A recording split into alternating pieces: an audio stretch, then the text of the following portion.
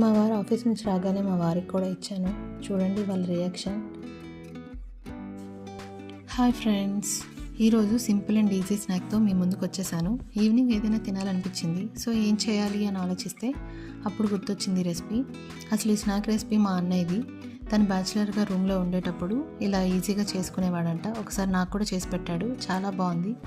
దీనికి bread and eggs ఉంటే చాలు. నేను 3 eggs తీసుకున్నా. అది బాగా బీట్ చేసుకొని దాంట్లో ఉప్పు, కారం, పసుపు వేసి బాగా కలుపుకోవాలి. ఇంకా దాంట్లో బ్రెడ్ని డిప్ చేసి పెనం పైన వేసి 2 sides వేయించుకోవడమే. నేను 3 eggs తీసుకున్నా కదా, సో నాకైతే 5 బ్రెడ్స్కి వచ్చింది. మనం క్వాంటిటీ బట్టి ఎన్ని బ్రెడ్స్ కావాలో దాన్ని బట్టి మనం ఎగ్స్ తీసుకోవచ్చు. వీటిని ఇలా తిన్నా బాగుంటుంది, లేదా ఆనియన్స్తో కూడా తినచ్చు. నాకు ఆనియన్స్ తినడం అంటే చాలా ఇష్టం. ఒక ఆనియన్ కట్ చేసి అందులో ఉప్పు, కారం, లెమన్ జ్యూస్ కొంచెం వేసుకొని తింటే చాలా బాగుంటుంది.